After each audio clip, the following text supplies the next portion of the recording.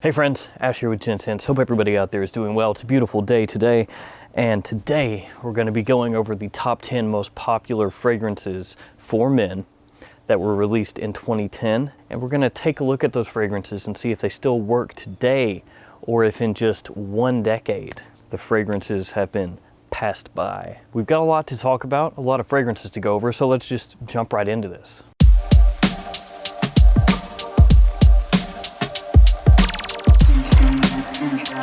As I work through this video, guys, and go over some of these fragrances, you might be surprised by some of the ones we have here as being the most popular fragrances released that year. And leave me a comment below if you think that most of these fragrances have been passed by, or do you think maybe they're still just as good today as when they were released? Do you think that these fragrances would be just as big a hit if they were released in 2020? Let me know. I can tell you, for some of these, I think absolutely, and for others, I think no way, not a chance. Okay, number 10. And again, this is for men, not unisex, obviously not women's fragrances, and this is according to Fragrantica, most popular on Fragrantica. It's the easiest source to use, and of course, depending on votes, could fluctuate up or down in the future, but as of this video, this is what it is. So getting that out of the way. Number 10, Penhaligons Sartorial. Yeah, one of the most popular fragrance releases of 2010. It's got lavender, beeswax, oak moss. It has metallic notes. Honestly though, there's a ton of notes in this fragrance. You can go to Fragrantica and check it out, but there's a bunch on there. This one, gentlemanly, barbershop-y type of fragrance. And I've got to tell you, this fragrance, if it were released in 2020, same house, same name, same fragrance, don't think it would crack the top 10.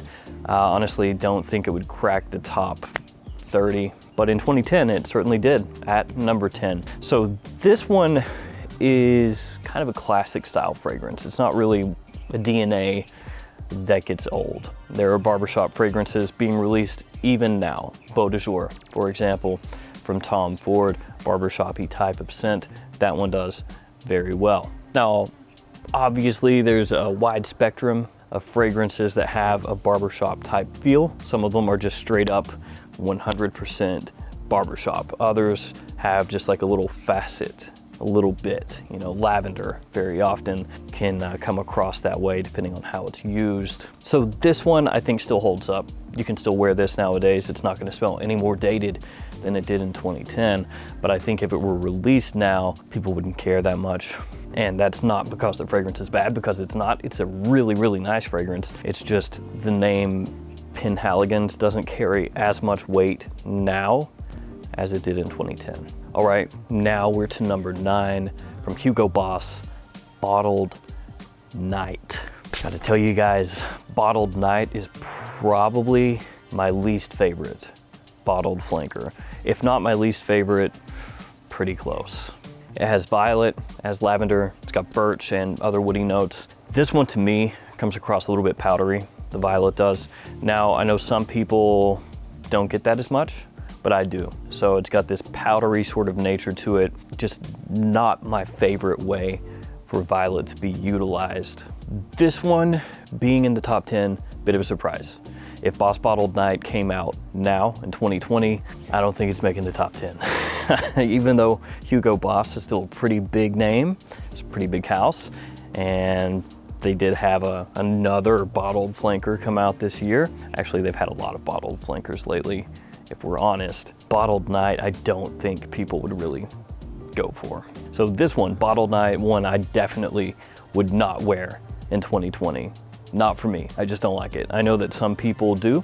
Actually, a friend of mine I know likes it pretty well, but for me, no. And really, it doesn't have a lot to do with Boss Bottled, the original. There's not really any of that DNA in here. It's a completely different fragrance. All right, number 8 is from Bulgari, and it's Bulgari Man. The first Bulgari Man that has led to lots of flankers. Most prominently, probably the Man in Black series, which takes kind of a page out of the Spice Bomb playbook, but it's still really good, Man in Black. And actually, Bulgari Man, not too bad either. good office fragrance, safe, fresh, woody. There's vetiver, there's honey, there's woods, of course, violet leaf, and actually cashmere in here. And this one's done by Alberto Marias, so it's got that going for it. Bulgari Man is a fragrance that I think is pretty solid. If it were released nowadays, I don't think there would be necessarily a whole bunch of hype behind it or anything, but it's a solid, easy to wear, casual office kind of fragrance that pretty much everybody's gonna like. Is it gonna blow your mind? Probably not, but it's better than Bottled Night. All right, number 7, another surprise, Acqua di Parma Essenza di Colonia. And this one's good.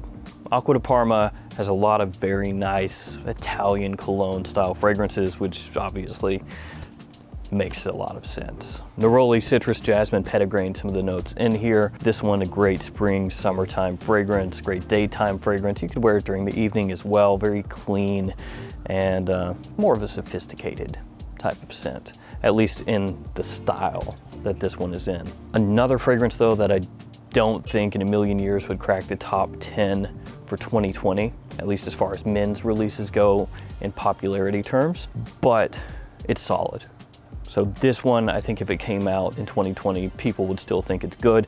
It has kind of like sartorial, one of those DNAs that just doesn't end up smelling dated. It just works.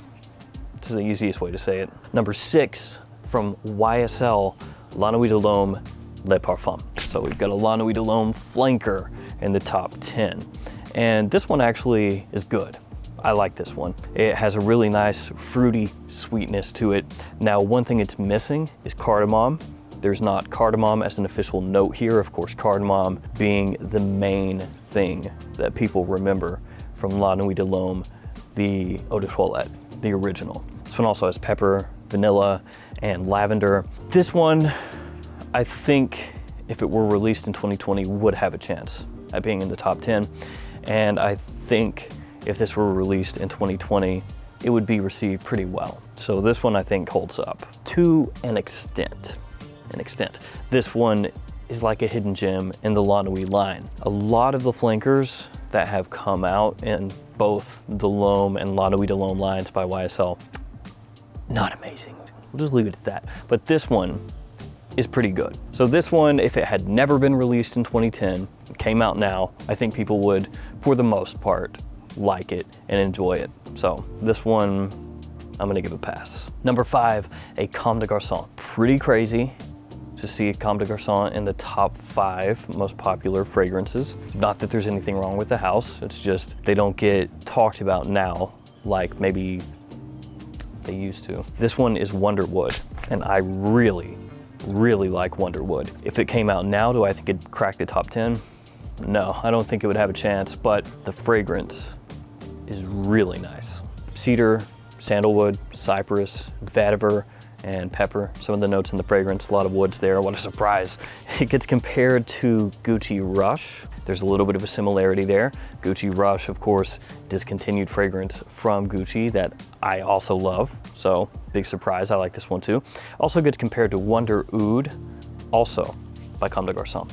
And the sun is back out. Thank you, sun. So this one, I think is a really nice fragrance. Don't think it would crack the top 10. It is still wearable in 2020 and it will still smell nice. And that's a bit of a biased opinion because I just really like this style of scent.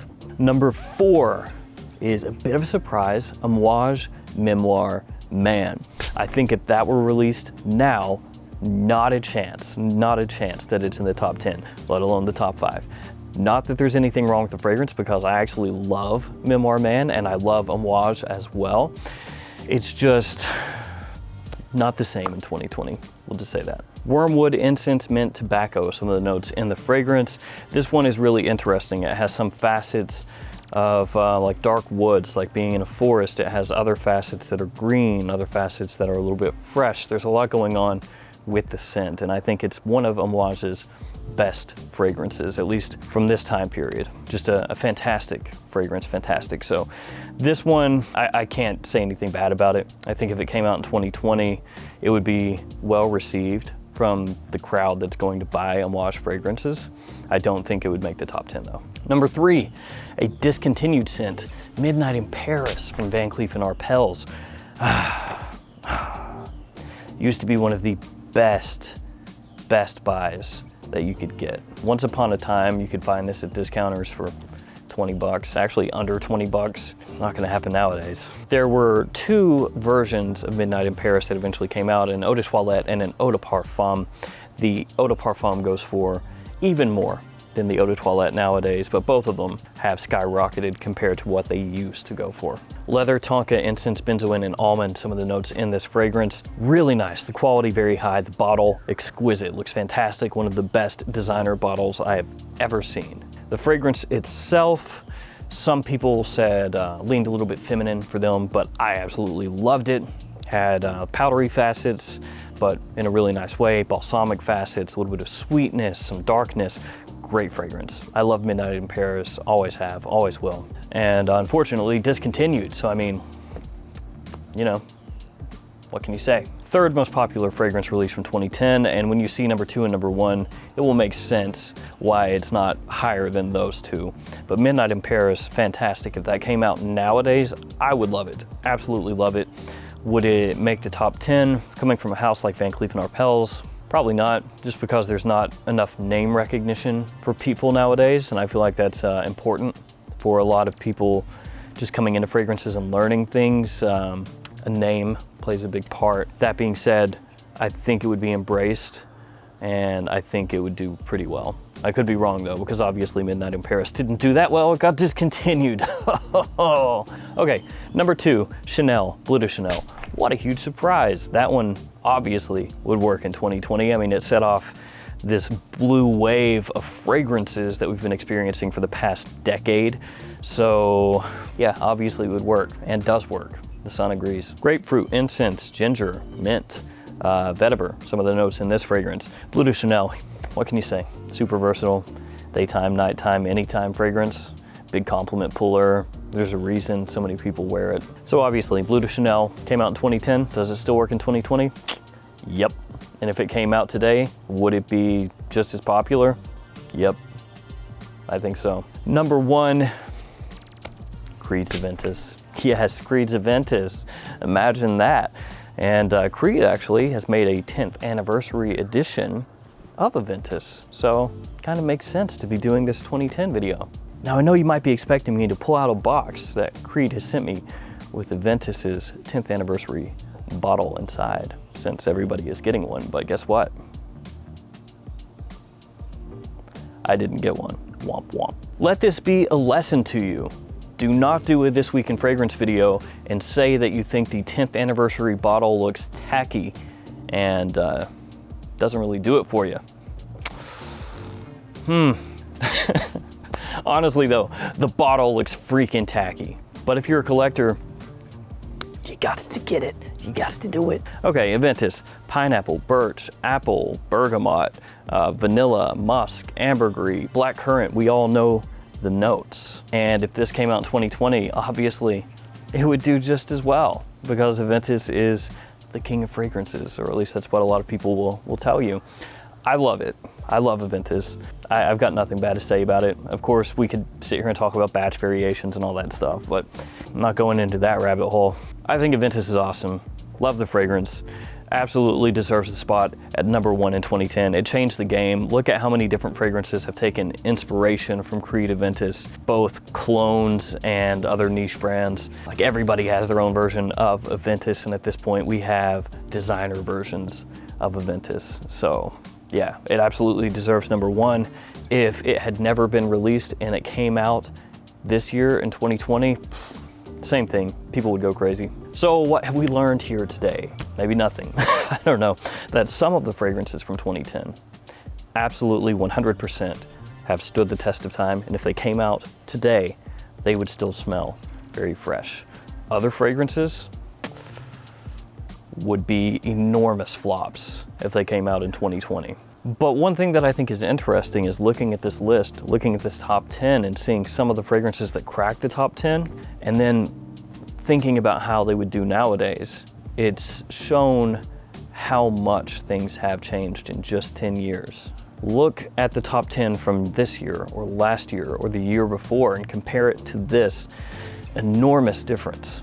10 years seems maybe like a long time, but honestly, it's really not. And things have changed drastically in the past decade as far as what men are looking forward to or looking toward in their fragrances. All right, guys, that's gonna do it for me. Thanks for hanging out with me today. Thanks for all your support. Stay safe out there, and I'll see you guys tomorrow with another fragrance video. See you guys.